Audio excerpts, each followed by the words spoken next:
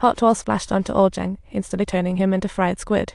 To celebrate the annual parade, the Ice Cream King was invited. Boss arrived in his XieBao war car, old Pie in his sexy one, plotting to steal the secret treasure. The shocking plot starts last night when a salted fish showed up to hand out flyers to King Xie, only to face old Zhang's mocking sneer. The salted fish plastered ads all over him, right on the annual parade poster. Little Sponge said it could advertise for King Xie for free, and at the mention of free, old Zhang was all ears. To compete, a float is a must. Cheer for Little Sponge and comments for surprises. Of course, this called for squeezing old Zhang, giving the couple 70 hours to prepare. Old Zhang designed with zero budget, relying on their creativity. After that, old Zhang took off to sleep.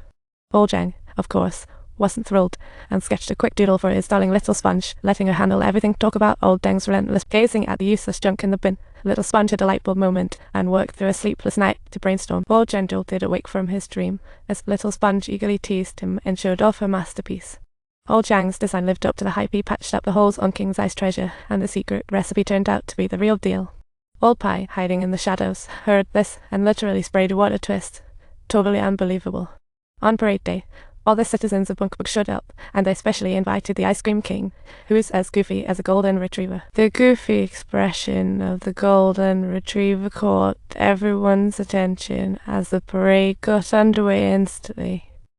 The first crew was Zhen's School Head Village Band, known for their noise, constant formation changes, and skill in splitting into duplicates.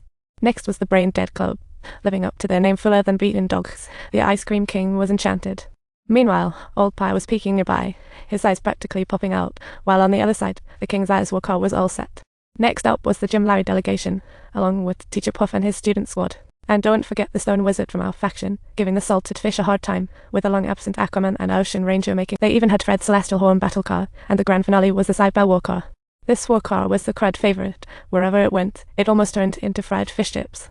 Old Pie, hiding in the shadows, was ready to roll in with his sexy car. On closer inspection, old Biff's war car looked so worn out, and he crashed right into XieBao's war car, wobbling as the three struggled to stay upright. Little Sponge splashed boiling hot oil all over old Zhang. Why is it always him who gets hurt? Unbelievably unfair, truly infuriating. The XieBao war car and the ones in front were cruising side by side, but soon a rear-end collision triggered a chain reaction that took them all out. Old Pie seized his moment and surged ahead to confront old Zhang. Yet unexpectedly, he didn't realize that both war cars were gone for good, never to return. Meanwhile, the XieBao secret recipe fell right into old Piss lap, leading old Zhang to wonder why he wanted such useless junk. Just then, resurrected old Zhang chimed in. That little sponge goof wrote the secret recipe on that very paper.